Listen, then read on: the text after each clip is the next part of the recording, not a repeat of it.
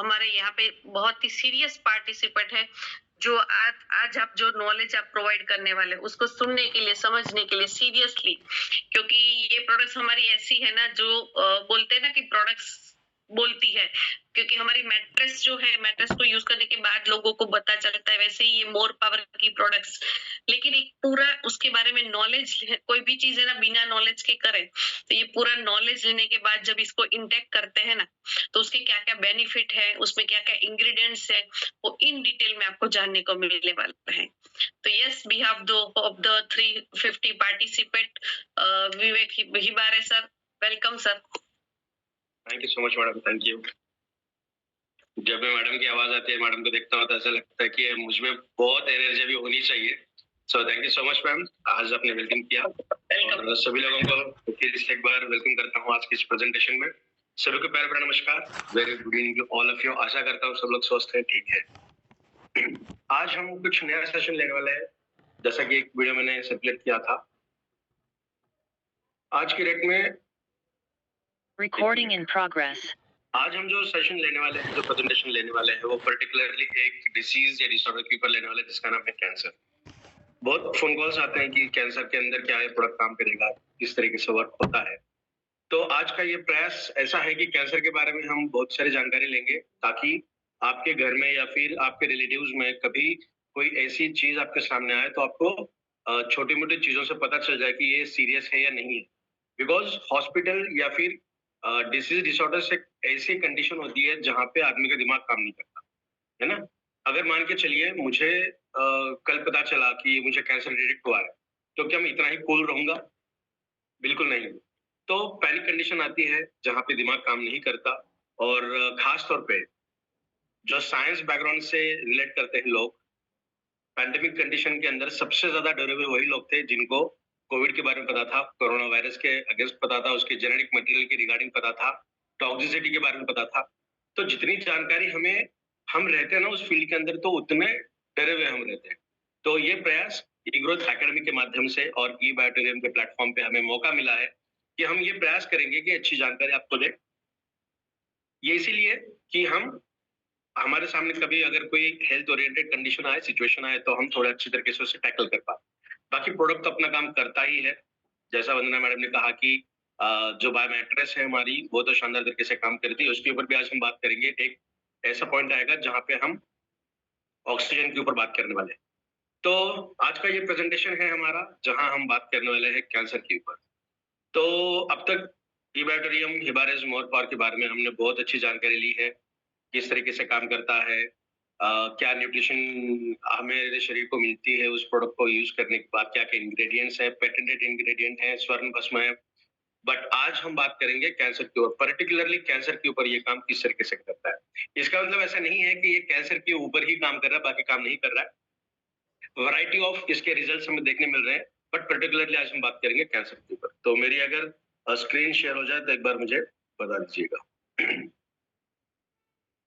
Yes, I hope मेरी screen यहाँ पे शेयर हो रही है। यस, तो आज हम बात करने वाले हैं कैंसर के ऊपर। सो आज का हमारा टॉपिक है हाउ हिबारेज more power fight against cancer. तो क्या हमें कैंसर के बारे में पता है अच्छी तरीके से? कैंसर किस वजह से होता है, कैंसर के मायने क्या है? सिर्फ हमें कैंसर के बारे में यह पता है कि ये ऐसी बीमारी है जिसे जूझने के लिए हमें बहुत सारी मशक्कत करनी पड़ती है, और हमारे लाइफस्टाइल के अंदर बहुत सारा सुधार आना आवश्यक है। हम तो आज न्यूट्रिशन के बारे में बात कर ही रहे हैं, न्यूट्रिशन तो अपना काम कर ही रहा है, बट इसके साथ साथ आपकी लाइफस्टाइल को भी आपको समझना। बट क्योंकि आज हमारी लाइफस्टाइल ऐसी बन चुकी है कि हम उसे ठीक तरीके से और ज्यादा मात्रा में नहीं सुधार सकते, इसलिए न्यूट्रास्यूटिकल का एरा आया जहां पे हमारा शरीर अंदर से उतना ताकतवर बने, उतना स्ट्रेंथन बने कि हमारी इम्यून सिस्टम अच्छे से वर्क करे।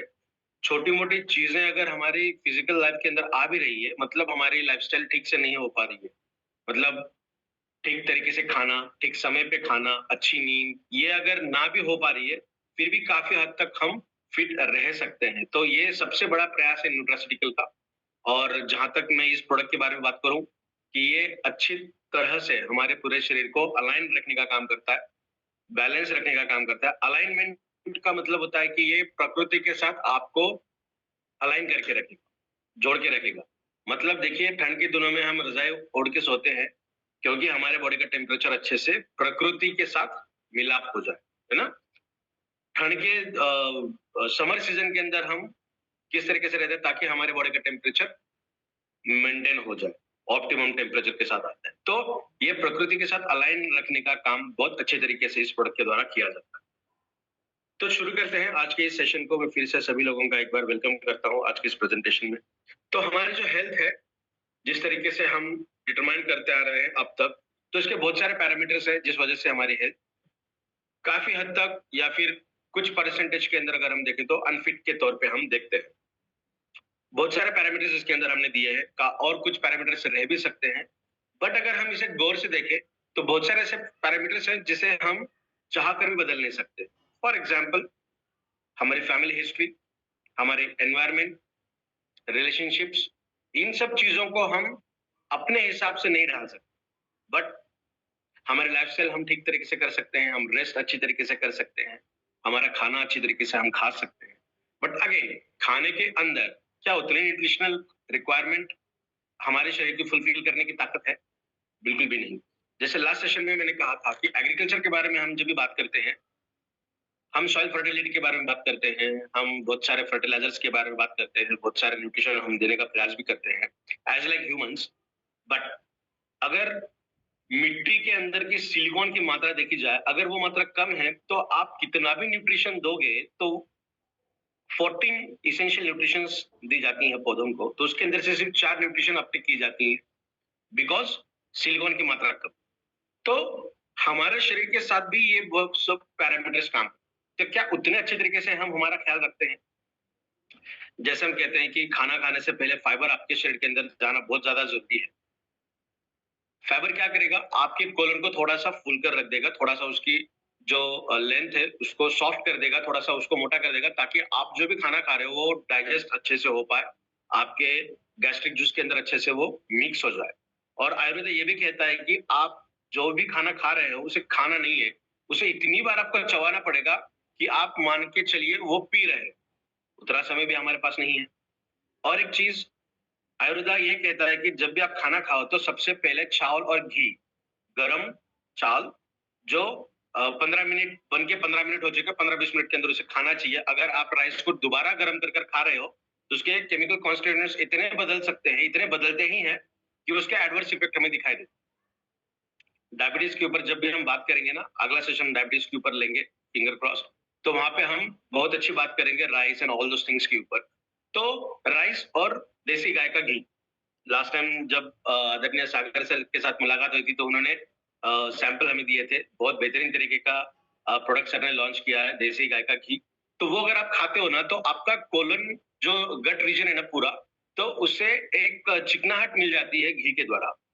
जो लोग बहुत हड़बड़ाहट में खाना खाते हैं तो वो अटकने के चांसेस होते हैं, उनको ऐसा लग सकता है कि गले के अंदर फंस चुका है या फिर सीने के अंदर उन्हें ब्लॉकेजेस ऐसा लग सकता है कि खाना खाने के दौरान, तो वो चीज ना हो, इसीलिए आयुर्वेद कहता है कि घी और चावल के साथ आपको खाना शुरू करना है। बट बहुत लोगों को मैंने देखा है कि वो घी की एलर्जी के जैसा बिहेव करते, घी खाते ही नहीं है।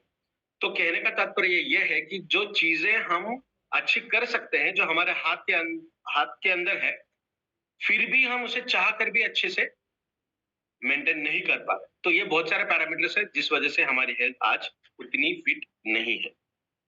कैंसर के ऊपर अगर हम बात करना शुरू करें तो 2 मूलभूत गुण दिखाई देते हैं कैंसर के। सबसे पहले है कि एबनॉर्मल ग्रोथ, जहां पे जो ग्रोथ अच्छी तरीके से होनी चाहिए वो अच्छी तरीके से नहीं होती, मतलब बाइनरी फिजन, उसके ऊपर भी बात करेंगे, उसका भी बहुत अच्छा एग्जाम्पल सेट करके रखा है हमने। और दूसरा जो उसके रीजन है, जो गुण है कैंसर का, हमारा शरीर, जैसा हम कहते हैं ना कि उसके अंदर प्रकृति के साथ अलाइन होकर खुद को संवारने का काम करता है, जिसे हम हीलिंग कैपेसिटी कहते हैं, है ना। हमने एक सेशन भी लिया था जहां पे हमने कहा था कि नो योर हीलर। तो स्पिरिचुअल पर्सपेक्टिव अलग, बट खाने के दौरान भी आपकी बॉडी को हीलिंग मिलती है with the help of best and good nutrition. तो अगर आपके शरीर के अंदर जो नेचुरल प्रोसेस है, जो नेचुरली किसी भी अबनॉर्मल ग्रोथ को कम करने का या फिर खत्म करने का काम करती है। कैंसरस सेल्स वहां पे जाके सबसे पहले अटैक करेगी। मतलब क्या हुआ, एक तो वो खुद बहुत ज्यादा स्पीड से बढ़ेगी, और दूसरा जब भी स्पीड से बढ़ती है, एबनॉर्मल की बात कर रहा हूँ, नॉर्मल नहीं, एबनॉर्मल तरीके से बढ़ती है, तो हमारा शरीर उसे रोकने का काम करता है। जो रोकने का मैकेनिज्म है, उस रोकने के मैकेनिज्म को भी ये बंद करके रखती है, जिसे हम मेटास्टेटिस कहते हैं। तो ये दो मूलभूत गुण होते हैं कैंसरस कंडीशन के। थोड़ा सा इसे डायग्रामेटिक पॉइंट ऑफ व्यू से समझने का प्रयास करेंगे। ये ऊपर जो ब्लू कलर की सेल्स दिख रही है हमारे नॉर्मल अलग अलग स्टेजेस के अंदर हम बात कर रहे हैं। तो सबसे पहले अगर आप देखोगे तो वहां पे अबनॉर्मल ग्रोथ आपको दिखाई देगी। जो भी एक सेल है वो दो सेल के अंदर कन्वर्ट हो रही है, ये भी दो सेल के अंदर कन्वर्ट हो रही है, ये भी और ये भी। बट इसके नीचे अगर आप रेड कलर में देखोगे तो ये एबनॉर्मल तरीके से ग्रो हो रही है। जो होना चाहिए था 2, 4, 8, 16 इस तरीके से, वो 2 से 4, 4 से 20, 20 से 100, 100 से 2000 इस तरीके से बढ़ रही है। तो हमारा शरीर इस तरीके से किसी भी सेल का ग्रोथ नहीं करता। तो ये एक एग्जाम्पल है। नेक्स्ट एग्जाम्पल आप देखोगे तो वहां पे अलग अलग तरीके के साइज एंड शेप दिखाई देते हैं। फॉर एग्जाम्पल आरबीसी के अंदर ये बहुत बार देखा जाता है। आप जब भी ब्लड रिपोर्ट चेक करते हो तो वहां पे आरबीसी के साइजेस अलग अलग तरीके से आपको दिखती है। होने चाहिए राउंड, बट कभी कभार डम्बल शेप दिखती है, कभी कभार पंक्चर दिखती है। इसका मतलब हमें आरबीसी रिलेटेड कुछ इश्यू है। तो हमारे सेल के अंदर भी अगर से साइजेस अलग और शेप भी अलग दिखाई दे रहा है, तो ये भी एक तरीका हो सकता है कैंसर का। नेक्स्ट वन, जहां पे सेल के अंदर जो न्यूक्लियस होता है, जो सेंटर होता है सेल का, वो बहुत बड़ा हुआ है। अगर हम रेशो देखें सेल का तो वो भी एक एग्जांपल है। नेक्स्ट वन, सेल की ग्रोथ नहीं हो रही है, बट सेल के अंदर जो क्रोमोसोम है, जो डीएनए है, वो डीएनए ही अपने आप में बहुत ज्यादा बढ़ रहा है। एक ही सेल के अंदर बहुत बढ़ रहा है। होना क्या चाहिए, जब भी डीएनए प्रोलिफरेशन के अंदर जाता है या फिर ट्रांसक्रिप्शन में जाता है, तो नए सेल के अंदर आधा जाता है, और जैसे ही पूरा हो जाता है तो एक सेल दो सेल के अंदर कन्वर्ट होती है। ये फर्स्ट एग्जांपल के अंदर आप देख सकते हो इस तरीके से। बट यहाँ पे क्या हुआ, एक सेल के अंदर ही मल्टीपल कॉपीज बन चुकी हैं हमारी क्रोमोसोम की या फिर हमारे डीएनए। तो वो भी एक एग्जांपल है कैंसर का। और लास्टली अगर आप देखोगे तो एक बड़ा बाउंड्री दिखाई दे रहा है, उसके अंदर बहुत सारे सेल्स है। होना क्या चाहिए, हर एक सेल की अपनी अपनी पेरिफेर होती है ना, सेल मेम्ब्रेन जिसे हम कहते हैं, ताकि दूसरे सेल के साथ अगर हम कंपेयर करें तो दो सेल को हम डिस्टिंग्विश कर पाए, ये सेल अलग है और दूसरी सेल अलग है। बट अगर आप उसे डिस्टिंग्विश नहीं कर पा रहे हो, एक ही लेयर दिख रही है और उसके अंदर बहुत सारे सेल्स दिखाई दे रहे हैं, तो वो भी एक कैंसरस सेल होती है। फॉर एग्जाम्पल ट्यूमर, है ना। तो ट्यूमर भी एक कैंसर का एग्जाम्पल है, बट वो डेंजरस कंडीशन में नहीं आता। अगर हम थोड़ा सा पॉपुलेशन काउंट अगर देखेंगे तो बच्चों के अंदर कैंसरस कंडीशन ज्यादा तौर पे दिखाई दे रही है, फीमेल्स के अंदर भी ज्यादा तौर पे दिखाई देती है। मोस्ट प्रोबेबली 45 या फिर मोनोपॉज की ड्यूरेशन की अगर हम बात करें तब ये चांसेस दिखाई देते हैं। और आज अगर हम बात करें ना, मेरे जनरेशन की या मुझसे जो बात की जनरेशन, उनके अंदर तो 20-25 साल के अंदर भी कैंसर डिटेक्ट हो रहा है। तो ये बहुत चिंता वाली बात है। और डायबिटीज के बाद हार्ट रिलेटेड डिसीजेस, एंड उसके बाद कैंसर के अंदर इंडिया अग्रसर होता जा रहा है। तो कैंसर एक ऐसी बीमारी है जिसके बारे में भी हमने बात की कि वो अनकंट्रोल्ड तरीके से बढ़ती है और शरीर के एक हिस्से से दूसरे हिस्से के अंदर जाने की भी ताकत रखती है। तो ऐसा क्यों होता है वो भी हम देखने वाले हैं। तो सबसे पहले एक टर्म आती है मेटास्टेटिस। मेटास्टेटिस का मतलब होता है कि एक जगह पर अगर है तो वो सेल दूसरे जगह पर अगर जाती है तो वहां पे भी कैंसरस कंडीशन फॉर्म होती है। जो रेयर कंडीशन होती है हमारे बॉडी के अंदर, बहुत कम ऐसा चांसेस होते हैं कि कैंसर के अंदर वो डेवलप हो जाए, और वो भी मैलिग्नेंट तरीके का, मतलब एक जगह से दूसरी तरफ दूसरे जगह के अंदर माइग्रेट होने। अगर हम छेड़छाड़ करने लगे ना तो ये दिक्कत हो सकती है। नेक्स्ट वन, पूरी दुनिया का अगर हम बात करें तो 6 में से 1 पेशेंट की मौत कैंसर के द्वारा हो रही है। एपोप्टोसिस एक प्रोग्राम्ड कंट्रोल्ड डेथ एक मैकेनिज्म हमारे शरीर के अंदर होता है, जहां पे ना सिग्नल्स दी जाती है। अगर कोई सेल गड़बड़ वाली दिख रही है, जो अनकंट्रोल्ड तरीके से ग्रोथ हो रही है, या फिर जो हमने 5 या 6 अलग अलग एग्जांपल्स देखे हैं कैंसर के, उसमें से अगर कोई चीज दिखाई दे रही है तो हमारा शरीर अपने आप में ही उसे एक सिग्नल दे देगा। और उस सिग्नल इस तरीके से रहता है जहां पे नेचुरल किलर सेल्स हो सकती हैं, या फिर हमारी इम्यूनिटी वहां पर जाकर उसे खत्म करने का काम करती है, जिसे हम कहते हैं एपोप्टोसिस, प्रोग्राम्ड सेल डेथ। किसी भी सेल की डेथ अगर करनी है हमारे शरीर को, तो वो प्रोग्राम बनाता है और उस प्रोग्राम के तहत उसे मार दिया जाता है, ठीक है। और last one, lactic acidosis and glycolysis. आपको ये जानकर हैरानी होगी कि एसिडिटी जो है वो सबसे बड़ा कारण होता है हमारे शरीर के अंदर डायबिटीज को बढ़ाने, और डायबिटीज के साथ साथ वो बढ़ाता है कैंसर को, बिकॉज कैंसर सेल्स पहले से ही अपने आप में बहुत शातिर होती है, वो अपने आप इतनी ज्यादा मल्टीपल ग्रोथ बनाती है कि उसे कंट्रोल्ड नहीं कर सकते, इसीलिए उसे अनकंट्रोल्ड ग्रोथ कहते हैं। बट अगर उसे हम एसिडिक कंडीशन दे देना तो वो फिर 10 गुना और तेजी से बढ़ती है।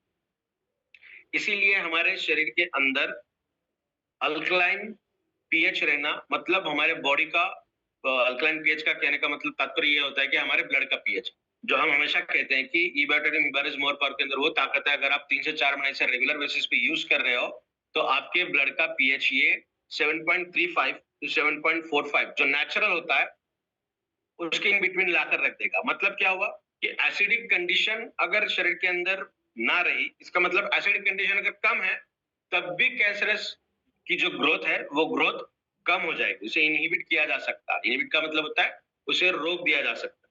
और ग्लाइकोलाइसिस, ग्लाइकोलाइसिस का मतलब होता है हम जो भी चीज खाते हैं ना उसका सबसे ज्यादा असर हमारे शरीर के अंदर होता है, जो शक्कर के अंदर, शुगर के अंदर उसका कन्वर्ट होता है, दैट इज अ ग्लाइकोलाइसिस, मतलब ग्लूकोज के अंदर कन्वर्ट हो जाना, जो बाय डिफॉल्ट हमारे शरीर की ताकत है और उसे एनर्जी देने का काम किया जाता है। बट ग्लाइकोलाइसिस का जो रेट है वो रेट बहुत ज्यादा बढ़ता है। क्यों? क्योंकि कैंसर की सेल इतनी अनकंट्रोल्ड तरीके से बढ़ेगी, तो अगर सेल बढ़ रही है तो उसे एनर्जी तो लगेगी, है ना, क्योंकि कैंसर के अंदर वो खूबियां होती हैं कि हमारे शरीर को एक्वायर करके रखती है। और एक खास बात कैंसर की जो हम आने वाले सेशन के स्लाइड्स के अंदर देखने वाले हैं, पहले जब कैंसर अगर फर्स्ट स्टेज में है, सेकंड स्टेज में, तो हम पता ही नहीं कर सकते कि हमें कैंसर हुआ है, हम खुद को ही पता नहीं चलता, वो डायग्नोस के अंदर भी नहीं आता, बिकॉज डायग्नोस्टिक कैरेक्टराइजेशन हम कब करते हैं, जब हमें किसी चीज की दिक्कत होने लगी। ऐसे बहुत कम लोग होंगे जो वीकली या क्वार्टरली या 6 महीने में एक बार या साल में एक बार अपने पूरे शरीर का चेकअप करते हैं, बहुत कम लोग हैं। बट हम चेकअप कब करते हैं, जब हमें किसी ना किसी तरीके की दिक्कत होने लगी। जैसे आर्थराइटिस को साइलेंट किलर कहते हैं ना, डायबिटीज को भी one kind of silent killer हम कह सकते हैं, उसी तरीके से कैंसर का भी वही हाल है, जो पहले अगर हुआ है फर्स्ट सेकंड स्टेज में तो बहुत पॉपुलेशन का रेयर काउंट है जहां पता चलता है कि कैंसर अभी डिटेक्ट हुआ है, बॉडी के अंदर कोई ज्यादा दिक्कत नहीं हुई है।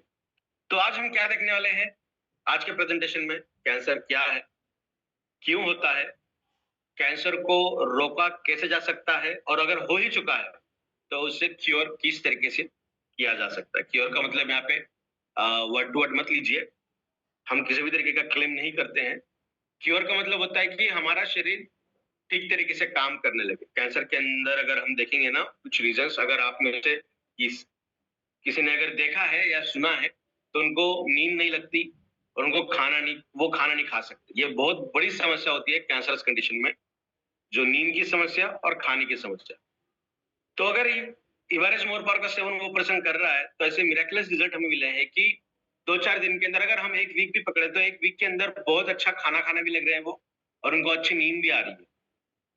और मैं खासतौर पे बहुत ये बोलता हूँ कि अगर रात को 10 बजे के बाद अगर आप जागे हुए हैं तो आपकी हीलिंग प्रोबेबिलिटी कम होती जा रही है, बिकॉज रात को 10-11 से लेकर 2 बजे तक का ये जो फेज होता है वहां पे सबसे ज्यादा हीलिंग प्रोसेस हमारे शरीर के अंदर होती है, बिकॉज हमारा फिजिकल एक्सर्शन बहुत ज्यादा हुआ है। तो हार्मोनल बैलेंसिंग की वजह से हमारा माइंड हमारे पूरे शरीर की थकान को मिटाता है रात के उस पर्टिकुलर दौर के अंदर, जहाँ पे मेलाटोनिन का सिक्रीशन ज्यादा होता है, जहाँ पे हार्मोनल रेगुलेशन हमारे शरीर के अंदर होती है।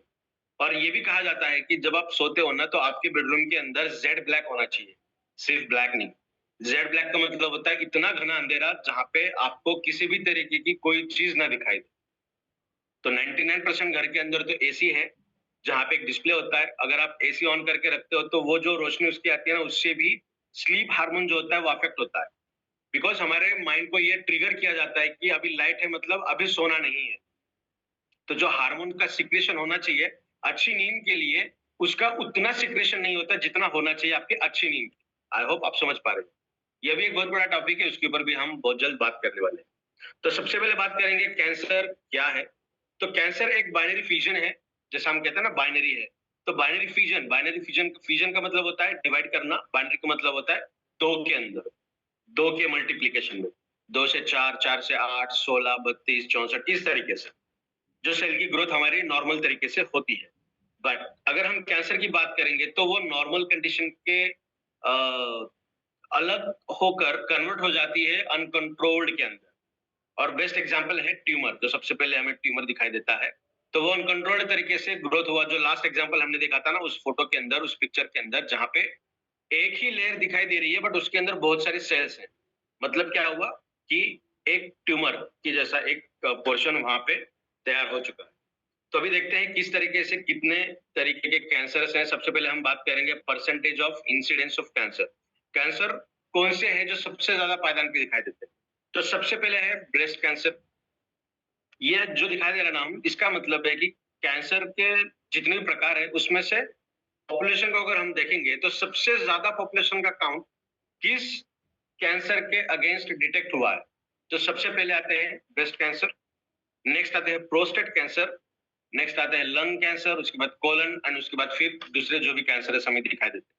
तो इसका मतलब ब्रेस्ट कैंसर सबसे आम तौर पे देखा जाता है, सबसे ज्यादा तौर पे दिखाई देता है वो, और वो भी हार्मोनल इम्बैलेंस की वजह से दिखाई देता है। जैसा हमने कहा कि जब मोनोपॉज आता है उस टाइम पे ये डिटेक्ट हो सकता है, बट घबराने की बात नहीं है। बहुत सारे ट्यूमर्स ऐसे हैं, बहुत सारे कैंसर ऐसे हैं जो हमारे शरीर के अंदर ऑटोमेटिकली डिग्रेड हो जाते हैं, तो घबराने की बात बिल्कुल भी नहीं है।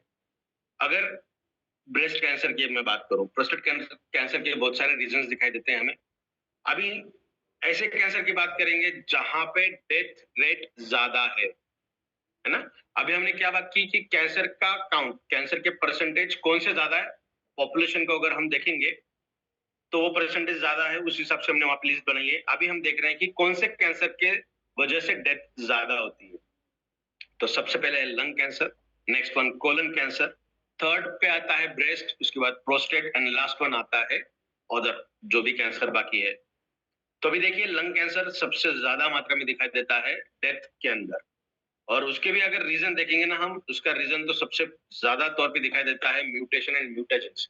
अगर आप बहुत ज्यादा रेडिएशन के अंदर काम कर रहे हो, बहुत ज्यादा ऐसे एटमॉस्फेयर के अंदर काम कर रहे हो, वहां पे इमिटेशन ज्यादा है, या फिर समर सीजन में देखिए बहुत ढक करके जाना चाहिए, जहाँ पे टेम्परेचर 40 प्लस जाता है। और आफ्टरनून की बात करेंगे हम 11:30 से लेके 3, 3:30 बजे के दौरान, वहां पे यूवी रेस का जो इम्पैक्ट है अर्थ के अंदर बहुत ज्यादा होता है, और वो ट्रिगरिंग फैक्टर हो सकता है हमारे बॉडी के अंदर कैंसर्स को ऑन करने का। बिकॉज हमारे शरीर के अंदर जो जीन लेवल पे भी हम बात करने वाले हैं, कुछ ऐसे मार्कर मॉलिक्यूल हैं जो कैंसर को डिटेक्ट करने के लिए यूज किए जाते हैं। तो हमारे शरीर के अंदर ना हर एक कैरेक्टर के लिए 2 जीन दिखाई देते हैं, 2 जीन, एक होता है डोमिनेंट, एक होता है रिसेसिव। एक डोमिनेंट होता है मतलब क्या कि जो हमें दिखता है, हमारे कैरेक्टर के अंदर दिखता है। कहते हैं ना हम कि किसी को बहुत ज्यादा ईगो है, किसी को बहुत ज्यादा एटीट्यूड दिखाता है, चलने का ढंग अलग है। इसका मतलब क्या है, उनके शरीर के अंदर पर्टिकुलरली उस फीचर का जीन डोमिनेंट तरीके से काम कर रहा है। अगर रिसेसिव वाला अगर हम देखेंगे, अभी मुझे कैंसर नहीं है, इसका मतलब मेरे शरीर के अंदर कैंसर कॉज करने का जो जीन है वो रिसेसिव फेज में, वो डोमिनेंट नहीं है। तो इसका मतलब क्या हुआ, एक तो रेडी है, दूसरा हाफ रेडी है, बट एक्टिवेट कौन सा है, मेरा हाफ रेडी वाला। अगर वो भी रेडी हो जाएगा तो क्या होगा, कैंसर डिटेक्ट हो जाएगा। मतलब हर चीज के लिए 50-50% चांसेस है, 50% प्लस है, 50% माइनस है। तो बैलेंसिंग तौर पे काम कर रहा है मेरा शरीर। बट अभी मैं बहुत ज्यादा रेडिएशन के अंदर काम कर रहा हूँ, बहुत ज्यादा ऐसी जगह पे घूम रहा हूँ जहाँ पे इमिटेशंस बहुत ज्यादा हो रहे हैं, और मैं धूप के अंदर बहुत ज्यादा घूम रहा हूँ, बैर घूम रहा हूँ। सुबह की धूप की बात नहीं कर रहा हूँ मैं, जहाँ पे यूवी रेज बहुत ज्यादा आ रही है, आईआर इंफ्रारेड भी बहुत ज्यादा आ रही है। तो क्या होगा, तुम जो 50% माइनस वाला है ना, वो 10% भी अगर चला गया, 20% भी प्लस में चला गया, तो मेरे बॉडी के अंदर वो कैरेक्टर दिखाई देंगे जो कैंसर को कॉज करने। आई होप आप समझ पा रहे हो। तो इसीलिए सिर्फ पर्टिकुलर एक चीज की बात नहीं कर रहे हम, एंटायरली आपको बहुत अच्छा मेंटेन करना जरूरी है। अभी कैंसर की थोड़ा सा यहाँ पे एक पिक्चराइज्ड फॉर्म में देखेंगे कि ये किस तरीके से काम करता है। यहाँ पे देखिए जो चेस होता है उसका बोर्ड हमने यहाँ पे रखा है। ये कहानी आपने सुनी भी होगी कि ये भरते भरते एक राजा ने खुश होकर किसी साधु को कहा था कि कितना आपको धन दौलत चाहिए आप बता दीजिए, उतना पूरा देंगे हम। तो उस साधु ने उनको इतना ही कहा कि जो चौरस होता है, चेस होता है, उसके हर खाने के अंदर एक दाना रखिए, एक अनाज का दाना रखिए और अगले पायदान पे जब वो जाएगा तो उसे डबल-डबल करते जाइए और जब ये पूरा भर जाएगा उतना मुझे अनाज दीजिए, मुझे और कोई चीज़ मुझे नहीं चाहिए। तो जैसे-जैसे वो आगे बढ़ता गया ना, तो वैसे-वैसे वो बहुत ज़्यादा बढ़ता गया। 2 लेवल के अंदर 32,000 है, हम चेक भी कर सकते हैं, गिन सकते हैं। उसके अगले अगर हम देखेंगे तो 8 मिलियन हो चुके हैं, उसके बाद 536 मिलियन हो चुके हैं और जब ये पूरा भरता गया ना, सबसे लास्ट अगर हम देखेंगे ना, तो 1 ट्रक की बात कर रहे हैं हम कि इतने ट्रक यहाँ पे लगे, तो सबसे लास्ट में 2000 करोड़ ट्रक लगेंगे उस अनाज को सँभालने के लिए, भरने के लिए। That is next impossible. Cancer भी इसी तरीके से बढ़ता है। कैंसर भी बिल्कुल इसी तरीके से बढ़ता है। कैंसर बहुत सिंपल है समझने के लिए, अगर डिटेक्ट हुआ तो उसे क्योर करने के लिए डेफिनेटली क्योर होता है। कब? Cancer is as simple as first row, मतलब जहां पे जो गेहूं के दाने थे, अनाज के दाने 2, 4, 8, 16, 32, 64 इतने ही थे, तो वो गिनना भी इजी हो जाता है। तो कैंसर अगर फर्स्ट स्टेज में है तो समझ में भी आता है। Cancer is as complex as 64th section, मतलब कैंसर जैसा अगर बढ़ता गया, लास्ट वाले जो बॉक्स के अंदर हमने देखा था कि वहां पे 2000 करोड़ ट्रक लगे थे उस अनाज को संभालने के लिए, उतना ज्यादा वहां पे बढ़ा हुआ। तो वो कैंसर इतना ही कॉम्प्लेक्स है अगर वो बहुत ज्यादा फैलता गया आपके शरीर के अंदर, जिसे हम एक्सपोनेंशियल ग्रोथ कहते हैं। कैंसर हर इंसान के शरीर के अंदर होता ही है। अगर इंसान बिना कैंसर हुए मरता है मतलब वो जल्द ही मर गया है। तो ये साइंस के एक जर्नल के अंदर मैंने पढ़ा था और बहुत सारा रिसर्च इसके ऊपर हुआ भी है। तो ऐसा कहा गया उस रिसर्च के दौरान कि अगर कोई पर्सन की डेथ हो जाती है और कैंसर उसे उसके अंदर अगर कैंसर नहीं मिला, इसका मतलब उसकी डेथ बहुत जल्दी हो चुकी। अगर वो और कुछ साल जीता तो डेफिनेट था कि उसको आने वाले ड्यूरेशन के अंदर कैंसर होना चाहिए। मतलब हमारा खाना-पीना इस तरीके से है, हमारी लाइफ़स्टाइल उस तरीके से है और सबसे इम्पैक्टफुल जो चीज़ है वो है हमारे शरीर के अंदर जो बैलेंस करने के लिए हर तरीके के कंपाउंड को, एंजाइम को, हार्मोन को बनाने के लिए लगने वाला न्यूट्रिशन। तो ये उतना इम्पोर्टेंट है। तो अभी बात करते हैं किस तरीके से इसे हम डिटेक्ट कर पाएँ। जब 8 स्क्वायर में आता है तब जगह नहीं मिलती, तो मैकेनिज़्म जवाब दे देता है हमारे शरीर का और उसे कहते हैं हम एटोफैगी, मतलब खुद को ही खाना। एटोफैगी का मतलब, फैगी का मतलब होता है खाना, एटो का मतलब होता है अपने आप खाना शुरू कर देना। आपने गेम ही देखा होगा ना कि जहाँ पे डॉट डॉट रहते हैं और वो मुंह जैसा एक कैरेक्टर आता है जो उसे खाते खाते आगे चलता है। तो एक लिमिटेड एडिशन तक हमारा शरीर उसे देखता है, उसके बाद एटोफैगी मैकेनिज्म शुरू करता है, जिसका मतलब होता है कि खुद को खाना, खुद को न्यूट्रिशन देने का काम करता है। मतलब जब भी किसी डैमेज सेल को हमारा शरीर डिस्ट्रॉय करता है तो हमारे हर सेल के अंदर वही अमीनो एसिड्स है, डीएनए बनाने के लिए भी वही मैकेनिज्म है, एंजाइम्स बनाने के लिए भी वही मैकेनिज्म है, मगर इसका मतलब क्या कि सेल के अंदर जो भी न्यूट्रिशन था वो सेल के बाहर आ चुका, बिकॉज सेल पंक्चर हो गई या फिर सेल मर गई है।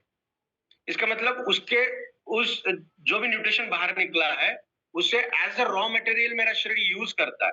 अब कहते हैं ना कि डेड स्किन निकलती जा रही है और जैसे जैसे न्यूट्रिशन अच्छा हो, अगर आप आपकी हेल्थ का अच्छे से ध्यान रखते हो तो आपका शरीर रिवर्स होता है, एंटी एजिंग दिखाई देता है, देखते हो ना आप? इसका मतलब क्या हुआ कि आपका शरीर अंदर से उतना स्ट्रांग बनता गया।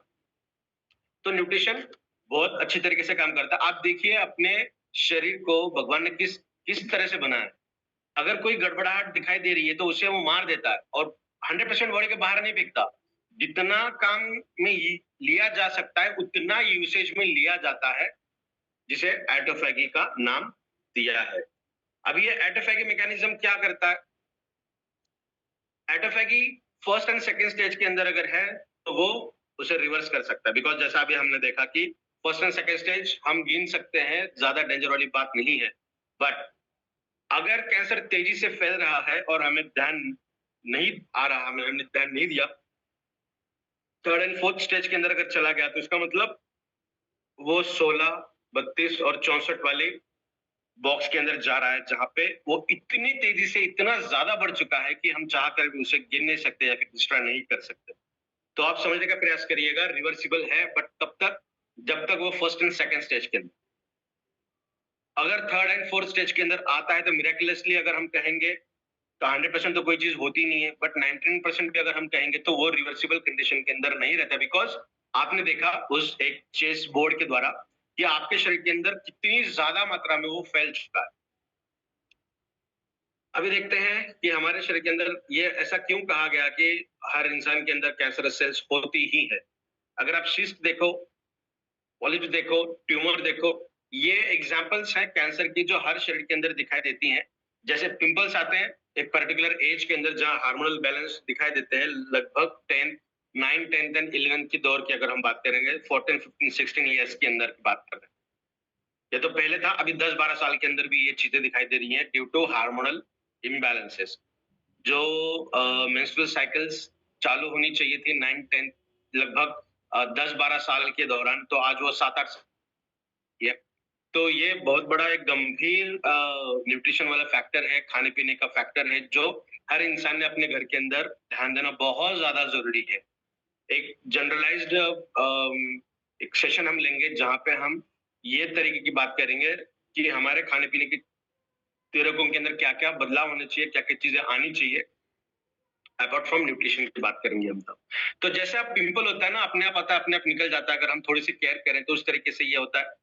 फॉर एग्जाम्पल मोल्स होते हैं ना, तिल होते हैं शरीर के अंदर, कुछ लोगों को मस्सा होता है, तो वो भी एक एग्जाम्पल है कैंसर का। तो हमारे शरीर के अंदर कैंसर होता है ये बिकॉज हर एक इंसान के अंदर तिल मोल होते हैं, इसका मतलब कैंसर तो होता ही है, बट वो घबराने वाला नहीं है, वो ऑटोमेटिकली या फिर किसी तरीके का डेंजरस नहीं है।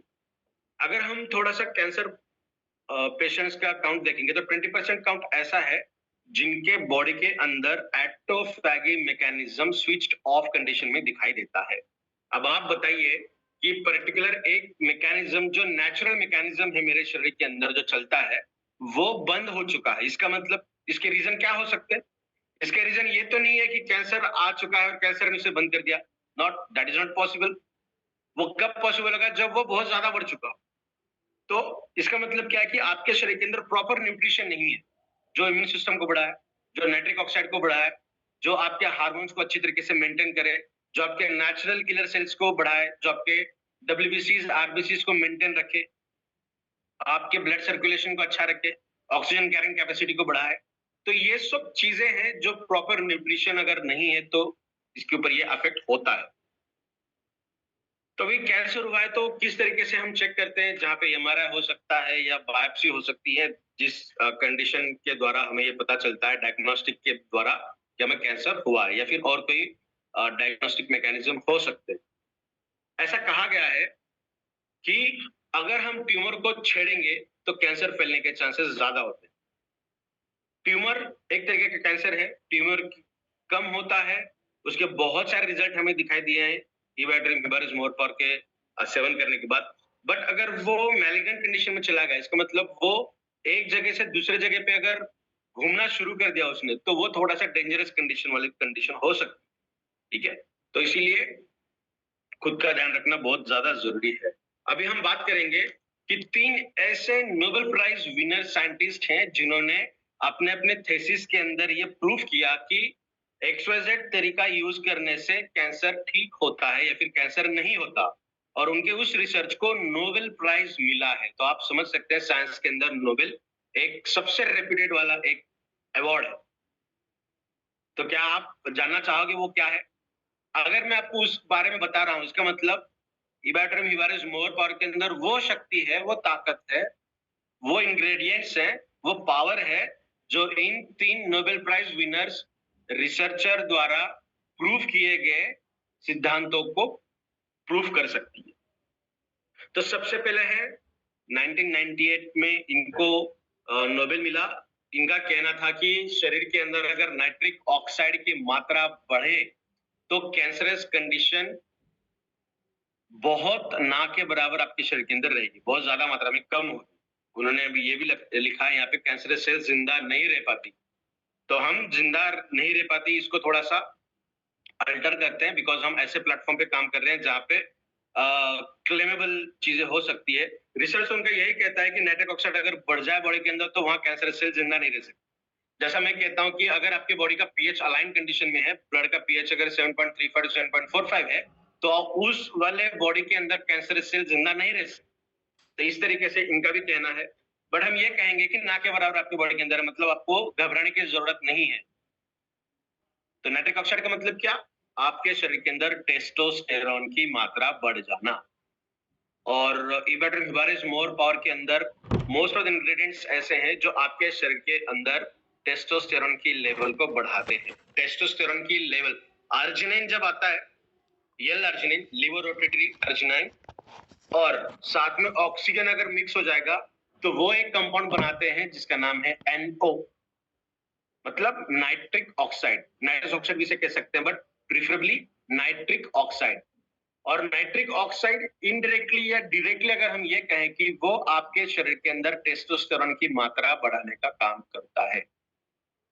सेक्सुअल कंटेंट को अगर हम थोड़ा सा साइड में रख देना, तो हर एक ह्यूमन के अंदर टेस्टोस्टेरोन की मात्रा रहती ही है, अगर वो अच्छी तरीके से है, ऑप्टिमल है। ऑप्टिमल का मतलब मेरे एज के अनुसार मेरे शरीर के अंदर किसी भी चीज का मात्रा, किसी भी चीज की कंडीशन रहना, जो हम कहते हैं ऑप्टिमल कंडीशन। तो अगर ऑप्टिमल कंडीशन हमारे शरीर के अंदर अगर है, तब कैंसरस सेल्स वहां पे जिंदा नहीं रह सकते। और इबेटम हिबारिस मोर पावर अपने आप में एक अद्भुत प्रोडक्ट है जो हमारे शरीर के अंदर नाइट्रिक ऑक्साइड का बहुत अच्छा कंटेंट बढ़ा के रखता है एज पर योर एज। अभी नाइट्रिक ऑक्साइड के बारे में हम बात कर रहे हैं, टेस्टोस्टेरोन के बारे में बात कर रहे हैं, तो बहुत सारे लोग शिलाजीत का भी सेवन करते हैं, है ना। शिलाजीत भी डायरेक्टली आपके शरीर के अंदर नाइट्रिक ऑक्साइड को बढ़ाता है, मतलब टेस्टोस्टेरोन को बढ़ाता है। बट क्या आपको यह पता है कि शिलाजीत को नेचुरल एक्साइटर, नेचुरल स्टेरॉइड कहते हैं? इसका मतलब क्या हुआ कि वो बहुत कम ड्यूरेशन में ब्रेन के कंट्रोलिंग से भी ज्यादा मात्रा में वो बढ़ाता है। और मैंने पहले भी बहुत बार आपको कहा है कि शिलाजीत के रिजल्ट जो आते हैं हमारे शरीर के अंदर टेस्टोस्टेरोन बूस्टिंग के लिए पर्टिकुलरली, तो उससे कई गुना अच्छे रिजल्ट हमें मिलते हैं इबेटम हिबारिस मोर पावर का सेवन करने। बट जो रिजल्ट शिलाजीत से अच्छे मिल रहे हैं, इसका मतलब और ज्यादा डेंजर होना चाहिए ना ये प्रोडक्ट। बट इसके अंदर हमने क्या यूज किया? दालचीनी, इलायची, लौंग, royal jelly, red ginseng, Korean red ginseng, शाहगंधा, ये ऐसे इंग्रेडिएंट हैं जो टेस्टोस्टेरोन को बढ़ाने की कैपेसिटी रखते हैं, बट हमारे एज के अनुसार। अगर मैं आपको ये कहूं कि 2 ग्राम शिलाजीत, मेरी एज 34 ईयर्स है, मैंने खाया, 60 ईयर्स के पीपल ने 2 ग्राम खाया, 80 साल के इंसान ने 2 ग्राम खाया, तो क्या 80 साल के उनके इंसान के अंदर शिलाजीत का 2 ग्राम सेवन करने के बाद मेरे बॉडी के अंदर जितना बढ़ने वाला है उतना ही बढ़ेगा? डेफिनेटली उतना बढ़ेगा। क्यों? क्योंकि उसको ये पता नहीं है कि हमारे शरीर के अंदर जाने के बाद फिजियोलॉजिकल कंडीशन के अनुसार उसे बढ़ाना। अगर मैं आपको एक सिंपल एग्जांपल के अंदर कि मेरे बॉडी के अंदर इंसुलिन बनता है, XYZ मात्रा में बनता है, मुझे डायबिटीज नहीं है तो मैंने कभी देखा नहीं कितना बनता है। बट जो लोग इंसुलिन के इंजेक्शंस लेते हैं उनको दिया जाता है कि दिन में आपको 20 ml लेना है, दिन में आपको 18 ml लेना है, 17 ml लेना है या 50 ml लेना है, XYZ। तो अगर मैंने ये कर दिया कि उस सिरिंज के अंदर से वो ml का पोर्शन हटा दिया और आपको कहा कि आप इसके यूज करिए, तो क्या किस तरीके से यूज कर पाओगे आप? कभी 20 ml हो सकता है, आपको 20 ml लेना है तो वो कभी 20 ml हो सकता है, कभी 30 ml भी हो सकता है, कभी 10 ml भी हो सकता है ना। तो आप ये नहीं कह सकते कि मेरे बॉडी के अनुसार, मेरे एज के अनुसार इंसुलिन की मात्रा सही होनी चाहिए। आपने उसको दिया ही आपके ब्रेन को कंट्रोल करने से ज्यादा, समझ रहे हैं आप? तो हिबारिस मोर पावर का सेवन आप कर रहे हो तो डेफिनेटली आपके एज के अनुसार ये आपके शरीर के अंदर टेस्टोस्टेरोन को बढ़ाता है, मतलब नाइट्रिक ऑक्साइड को बढ़ाता है। सेकेंडली, इसका मतलब जो नोबेल प्राइज एक साइंटिस्ट को मिला था, एक रिसर्चर को मिला था, उनका यह दावा था कि नाइट्रिक ऑक्साइड अगर बॉडी के अंदर अच्छी मात्रा में बढ़ता है तो वहां पे कैंसरस सेल जिंदा नहीं रहती।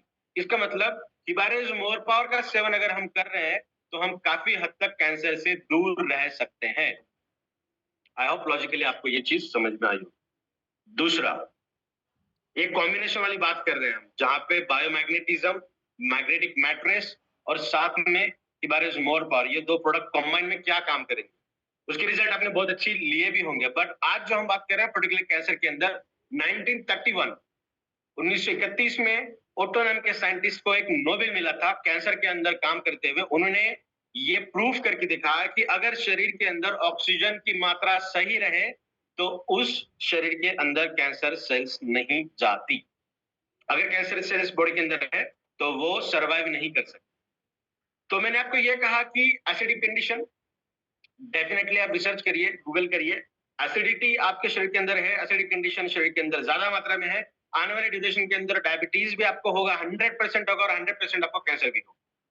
तो इसका मतलब क्या हुआ कि आपको आपके शरीर के अंदर की एसिडिटी को कम करना पड़ेगा। दूसरा हमने देखा कि आपके शरीर के अंदर नाइट्रिक ऑक्साइड बढ़ रहा है इस प्रोडक्ट को यूज करते हुए। और तीसरा जो हम यूज कर रहे हैं, इसका मतलब आपके शरीर के अंदर ऑक्सीजन की मात्रा सही हो रही है। मैग्नेटिज्म के ऊपर आप सभी लोगों को बहुत अच्छी जानकारी है ही, जहां पे आप सिर्फ मैग्नेट के ऊपर सोते हुए ऑक्सीजन की लेवल को बढ़ाते हो और आपके शरीर के अंदर आयरन हो या फिर हीमोग्लोबिन हो या फिर तमाम चीजें जो ऑक्सीजन को साथ में लेकर घूमती है आपके ब्लड के अंदर, हिबारेज मोर एक ऐसा प्रोडक्ट है जो आपके ब्लड को पतला करने का भी काम करता है, आपके शरीर के अंदर हीमोग्लोबिन की मात्रा को अच्छा रखता है, आयरन की मात्रा को अच्छा रखता है, ऑक्सीजन कैरिंग कैपेसिटी को बढ़ाता है। और आप मैग्नेटिज्म की मैट्रिक्स यूज कर रहे हो तो आपके शरीर के अंदर ऑक्सीजन लेने की जो प्रक्रिया है वो और अच्छे से बढ़ेगी। तो क्या होगा, एक तो मैग्नेटिज्म का यूज करते हुए ऑक्सीजन की लेवल अच्छे से काम कर ही रही है और कैरिंग कैपेसिटी जो शरीर के अंदर है, जो सिर्फ और सिर्फ ब्लड के द्वारा ही की जाती है। तो प्रोडक्ट का यूज करते हुए आप अगर मैट्रिक्स यूज कर रहे हो तो प्रोडक्ट क्या करेगा, ब्लड को पतला भी रखने का काम करेगा और साथ ही साथ ऑक्सीजन को भी अच्छी तरीके से बॉडी के अंदर घुमाने का प्रयास करेगा। तो ये खास बात है मैग्नेटिज्म की और हिबारेज मोर इस प्रोडक्ट। तो ये रहा दूसरा नोबेल प्राइज जिन्होंने ये चीज बताई।